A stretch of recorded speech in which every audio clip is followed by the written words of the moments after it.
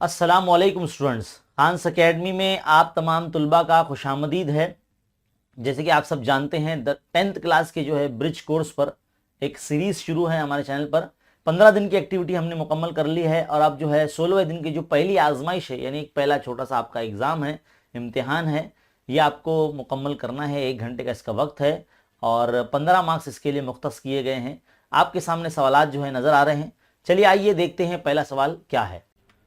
तो बच्चों, पहला सवाल कुछ इस तरह से है कि दर्ज झेल सवालों के लिए दिए हुए कसीर मुतबादिल जवाब में से दुरुस्त जवाब मुंतखब कीजिए। 4 मार्क्स दिए गए हैं, यानी यहाँ पर हमें 4 सवाल जो है पूछे गए हैं। तो देखिए, सबसे पहला सवाल आपके सामने इस वक्त मौजूद है। हमें यहाँ पर कुल मिला के ABCD ये 4 सेट दिए गए हैं। चारों सेट में कुछ ना कुछ अरकान जो है लिखे हुए हैं और हमें बोला जाता है कि मुंदरज झेल में से कौन सा बयान सही है। तो आपको देखना है कि सेट ए के अंदर ABCDEFGH ये अरकान दिए गए हैं। सेट बी में ACE दिए गया है और सेट सी के अंदर AEI दिया गया है और सेट डी में GHI दिया गया है। अब कौन सा सेट किसका जिम्नी सेट है ये हमको बताना है। तो जरा ध्यान से देखिए, पहला ऑप्शन पढ़ लेते हैं हम लोग। यहां पर पहला ऑप्शन क्या बोला गया? सी जिम्नी सेट है ए का। तो सी में क्या है? AEI। अच्छा, ए है, ई है, आई नहीं है, तो ये कट कर देने का नहीं है भाई ये जिम्नी सेट। बी देखिए ACE, ए है, सी है, ई भी है। अरे वाह, ये मिल गया। तो ऑप्शन बी जो है भाई ये बयान दुरुस्त है। बी जो सेट है वो ए का जिम्नी सेट है। देखो इस जिम्नी सेट की निशानी देखो क्या है ना। तो इस तरह से ये जो है पॉइंट सही है, आगे चेक करने की जरूरत भी नहीं। देखो डी में GHI है ना, तो इसमें आई तो है ही नहीं है में।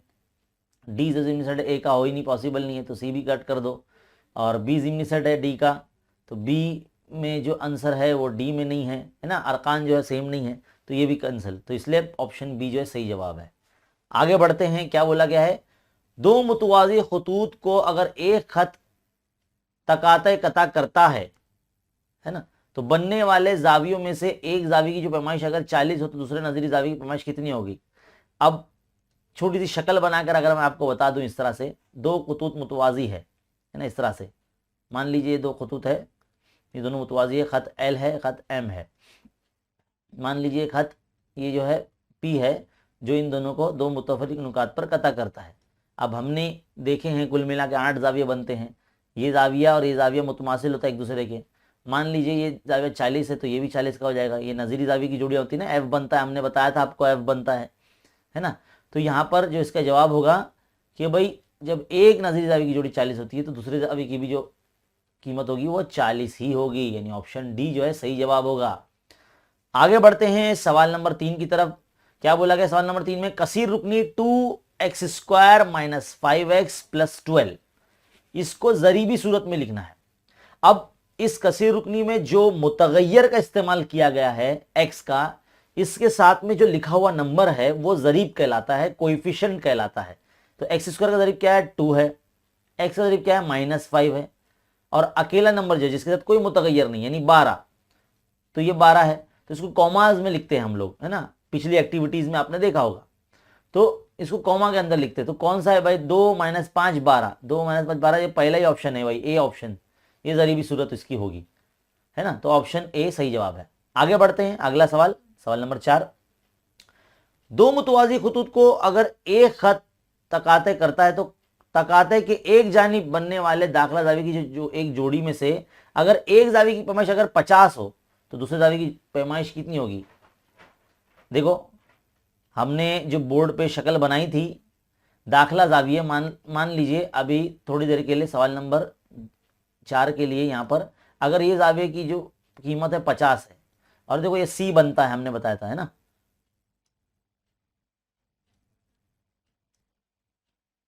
ये जाविया और ये जाविया जो है वो दाखिला जाविया की जोड़ियां हैं। इन दोनों का जो मजमुआ होता है 50 होता है। अगर ये 50 मतलब ये दोनों का जो मजमुआ 180 होता है, माफ कीजिएगा, दोनों का जो मजमुआ 180 होता है, तो ये जाविया की कीमत 50 है, तो ये कितना होगा? तो हमको क्या करना है? 180 में से 50 निकाल देना, तो कितना बचेगा? 130 बचेगा, है ना, 130 बचेगा। तो हम क्या करेंगे, अगर ये जाविया 50 है ये वाला, तो ये 130 का हो जाएगा, है ना। यहाँ ज़रा मैं अच्छे से लिख देता हूँ इसको ताकि आप लोगों को अच्छे से समझ में आए, है ना। तो हमको जो सवाल में दिया गया है उसके हिसाब से अगर हम शक्ल बनाते तो ये जावे 50 दिया हुआ है, तो ये अपने आप 130 का हो जाएगा, क्योंकि ये दाखिला जावे की जोड़ियाँ हैं, दोनों का मजमूआ 130 होता है। तो हम यहाँ क्या करेंगे, 130, ऑप्शन बी जो है सही जवाब है। सवाल नंबर 1 यहाँ मुकम्मल हो गया है।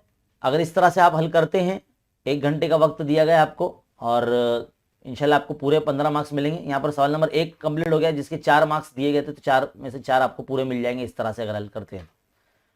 तो देखिए सवाल नंबर 2 अब आपके सामने आने जा रहा है। इसके लिए जो है 3 मार्क्स दिए गए हैं, 3 सवाल दिए गए। क्या बोला गया कि दो मुतफर्रिक़ खतूत एक दूसरे को कता करते हैं तो उनके इनक़ताई सेट में कितने नुक्ते आते हैं। देखो 2 खतूत है, मान लीजिए ये एक ख़त है, मान लीजिए ख़त L है और ये ख़त M है। कहाँ कता कर रहे हैं भाई, यहाँ कता कर रहे हैं बीच में, तो कितना नुक्ता है, 1 नुक्ता है ना, 1 है कि नहीं कि 2 है, 1 है ना। तो यहाँ पर कितने की जगह पे क्या कर देंगे आप, 1 नुक्ता होता है, तो यहाँ पे लिख देंगे 1 नुक्ता होता है। पूरा जवाब में आप इससे लिखेंगे, दो मुतफर्रिक़ खतूत एक दूसरे को कता करते हैं तब उनके इनक़ताई सेट में 1 नुक्ता होता है, ऐसा आपको जवाब लिखना है। नंबर 2 सवाल क्या बोला गया, नुक्ता Q खत PR का वस्ती नुक्ता है और PR की कीमत जो है वो 10 दी गई है, तो हमें कहता है कि PQ मालूम कीजिए। नुक्ता Q PR का वस्ती नुक्ता है, तो बोर्ड पे चलेंगे तो ये खत PR इस तरह से हम बना लेंगे, है ना, और नुक्ता Q जो है PR का वस्ती नुक्ता है, देखो वस्ती नुक्ता। अब हमको क्या दिया गया है, इधर पे PR की जो कीमत है वो 10 दी गई है, यानी यहाँ से लेके यहाँ तक पूरा PR जो है वो 10 दिया गया है। अब हमको PQ की कीमत मालूम करनी बोली गई है, इतने हिस्से की। तो हम क्या करेंगे, अब PQ जो है वो आधा होगा पूरे PR का, है ना। हम यहाँ पे वो वजह लिखेंगे कि Q जो है वस्ती नुक्ता है, Q वस्ती नुक्ता है, इस तरह से हम लिखेंगे, वस्ती नुक्ता है, इसलिए जो PQ या QR जो दोनों है वो आधे होंगे पूरे PR के। अब हम क्या करेंगे, PQ यहाँ रखते हैं 1/2, PR की जो वैल्यू है वो 10 है, रख दिए 10, 2 1 2 5 10, 5 आ गया। तो PQ की कीमत कितनी आ गई, 5 आ गई। तो कहाँ है भाई इसका जवाब, 5। तो यहाँ पर हम लिख देंगे PQ बराबर 5, यहाँ पे इस तरह से लिख देंगे, PQ की कीमत कितनी है कि 5 आ गई। अब तीसरा सवाल, सवाल नंबर 2 का आखिरी, नुक्ता A का मौजूद है -5, नुक्ता A का मौजूद क्या है, -5 है, और नुक्ता B का जो मौजूद है वो क्या है, 3 है। तो हमें डिस्टेंस ऑफ AB मालूम करने बोला है। सबसे पहले आप चेक कीजिए दोनों में से बड़ा कौन है, 0 से जो करीब है वो बड़ा है ना। जैसे देखा जाए तो अभी अददी खत पे जो आदत होते हैं, है ना, तो 3 जो है प्लस में आदत है वो बड़ा होगा माइनस वाले आदत से, है ना, यानी ऑप्शन मतलब जो पॉइंट B है वो बड़ा है A से। तो हम जब डिस्टेंस ऑफ AB मालूम करेंगे तो हम इस तरह से लिखेंगे B - A लिखेंगे, बड़े मौजूद में से छोटे मौजूद को माइनस करते हैं, है ना, फासला मालूम करने के लिए। तो 3 माइनस, ये फॉर्मूले का माइनस है, और A की वैल्यू खुद -5 है, तो देखो क्या हो जाएगा, 3 माइनस माइनस प्लस 5, तो 3 और 5 8 हो गए। तो डिस्टेंस ऑफ AB कितना हो गया, 8 आ गया। इस तरह से आपको हल करना है ना। तो यहाँ पर आपको 3 मार्क्स मिल जाएंगे। तो यहाँ सवाल नंबर 2 मुकम्मल। अब बढ़ते हैं आगे सवाल नंबर 3 की तरफ। ये सवाल नंबर 3 हल करने पे आपको जो है 8 मार्क्स मिलेंगे। चलिए देखते हैं सवाल नंबर 8 के लिए शक्ल बनी हुई है आपके पास।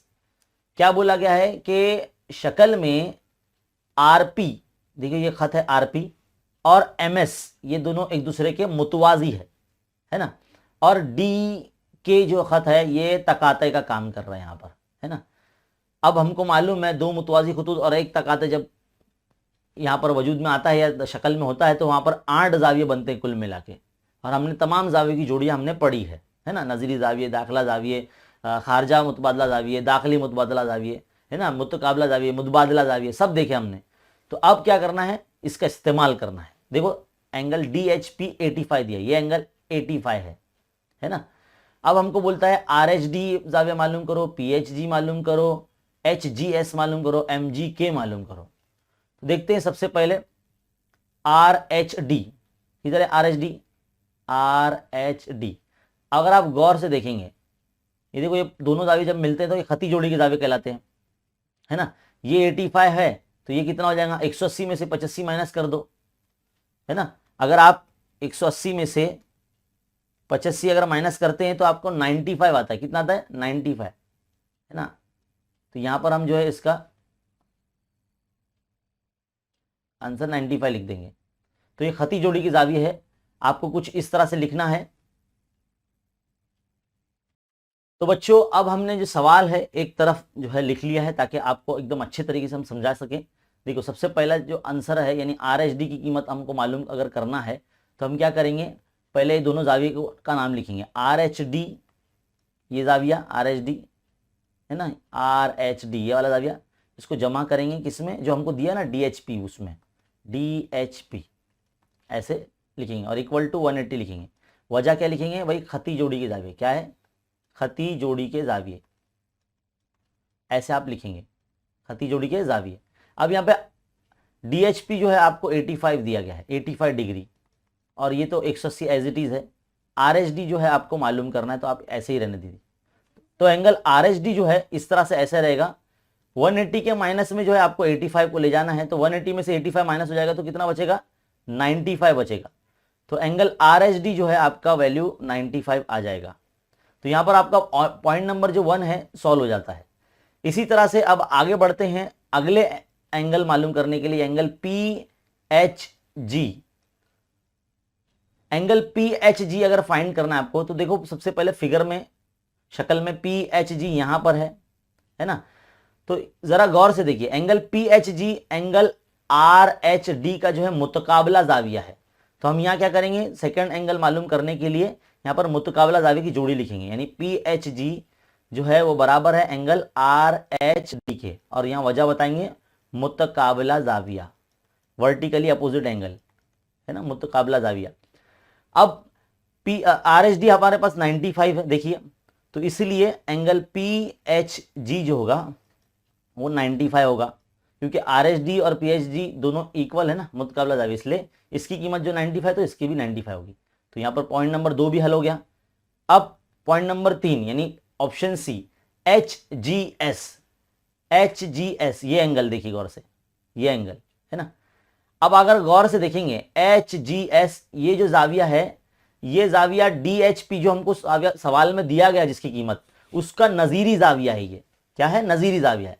तो हम यहां लिखेंगे नजीरी जाविया की जोड़ियां, एंगल DHP बराबर होता है एंगल HGS के।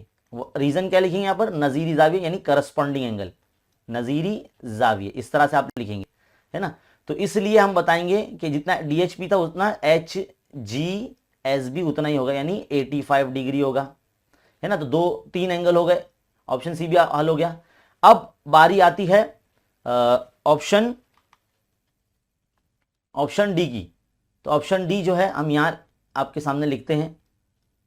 तो ऑप्शन डी में कौन सा एंगल मालूम करना है? MGK। क्या मालूम करना है? MGK, एंगल MGK मालूम करना है। किधर MGK?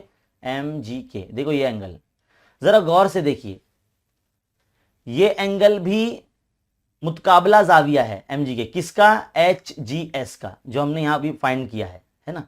तो ये दोनों एंगल बराबर रहेंगे HGS, और वजह क्या होगी? मुतकाबला जाविया। किसकी? मुतकाबला जाविया की वजह या उसकी आजमाइश। तो इसलिए एंगल MGK भी जो है वो 85 डिग्री ही होगा। तो यहां पर हमारा जो ये सवाल है यहां मुकम्मल होता है। उम्मीद है आपको बहुत अच्छे तरीके से समझ में आया होगा। चलिए आगे बढ़ते हैं अगले सवाल की तरफ। तो बच्चों सवाल नंबर 2 अब आपके सामने है। क्या बोला गया है कि अगर आदाद 1 से लेके 25 तक तमाम जितने भी जुफ्त मुफर्रिद आदाद का सेट का फहरिस्ती तरीके से लिखिए। अब फहरिस्ती तरीका महरबी कौस के अंदर हम लिखते हैं और उसमें आदाद के दरमियान जो है कौमा कौमा लगाते हैं। हमने आपको ऑलरेडी बताया है कि किस तरह से लिखा जाता है। तो मान लीजिए हमने एक सेट बनाया है A, इसके अंदर हम जुफ्त आदाद लिखने वाले हैं। अब जुफ्त बोला गया है, जुफ्त आदाद मतलब वो आदाद जो 2 से मुकम्मल तकसीम हो जाते हैं, लेकिन हमें साथ में मुफर्रिद भी बोला है, जुफ्त मुफर्रिद, तो उसमें सिर्फ अकेला 2 ही आता है ना, सिर्फ 2 ही आता है। तो इसलिए सवाल नंबर 2 का जो A ऑप्शन होगा उसका ये आंसर हो जाएगा। इतना सही है बस। अब बारी आती है ऑप्शन बी की। अगर सेट बी खाली है तो एन ऑफ बी क्या होगा? जाहिर सी बात है खाली होगा। एन ऑफ बी जो होगा वो फाई होगा, फाई कहलाएगा, है ना, खाली सेट है। तो इस तरह से हम लिखेंगे।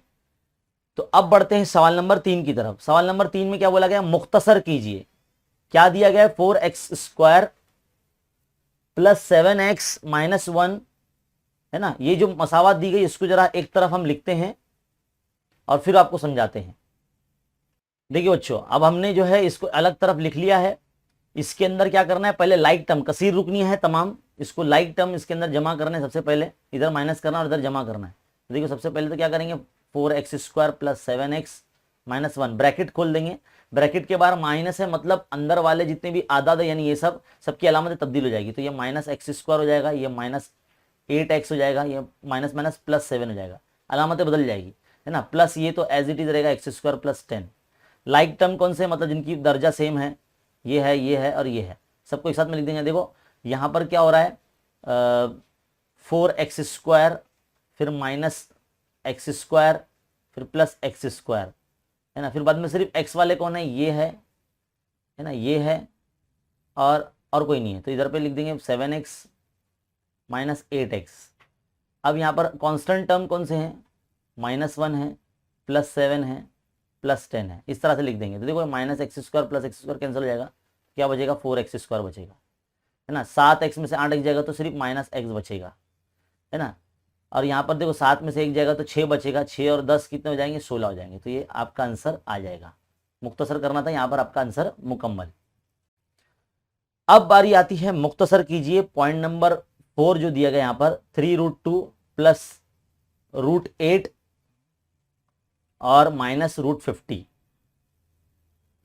देखिए बच्चों, अब सवाल को हमने अलग साइड पर लिख लिया है। अब इसके अंदर जो है मुख्तसर करना है इसको, तो 3√2 तो एज इट इज रखेंगे हम इस तरह से, प्लस ये √8 को हम 4 दूनी 8 इस तरह से लिख सकते हैं, माइनस और ये √50 को जो है 25 दूनी इस तरह से लिख सकते हैं, है ना। तो देखो 3√2 फिर से वैसे ही रखेंगे हम, और ये 4 जो है 2 बन के बाहर आ जाएगा, तो 2 इधर 2 जाएगा, माइनस ये 25 जो है 5 बन के बाहर आएगा, 5 इधर 2 जाएगा। सबकी जजरी मिकदार सेम है तो एक मरतबा लिख लीजिए इस तरह से। फिर आप क्या लिखेंगे, 3 + 2 - 5 इस तरह से। तो √2 हो जाएगा यहाँ पर, 3 और 2 5, 5 - 5 यानी 0 हो जाएगा। तो √2 × 0 मतलब ये पूरा 0 हो जाएगा, खत्म हो जाएगा, मतलब कहानी खत्म।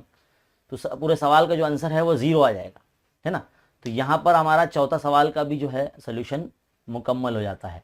अब ये जो एक्टिविटी है 16वें दिन की, यहाँ पर हमने मुकम्मल करा दी है। एक आजमाइश थी, एक टेस्ट था आपका, और अगर आप इस तरह से हल करेंगे बिना देखे तो आपको 1 घंटे के अंदर 15 मार्क्स आप पूरे बखूबी हासिल कर सकते हैं। उम्मीद है आपको ये वीडियो जो है काफ़ी हेल्पफुल होगी। इस वीडियो को जो है आप ज़्यादा से ज़्यादा शेयर करें, लाइक ज़रूर करें। बच्चों मैं देख रहा हूं कि आप जो है हमारे वीडियोस की, जो ब्रिज कोर्स की जो वीडियोस है उसको लाइक नहीं कर रहे हैं, तो बराए करम लाइक कीजिए, शेयर कीजिए, चैनल पर नए हो तो सब्सक्राइब कीजिए। ऐसे ही वीडियोस देखते रहने के लिए चैनल पर बने रहिए और देखते रहे खानसा अकेडमी। मिलते हैं अगले वीडियो में, शुक्रिया।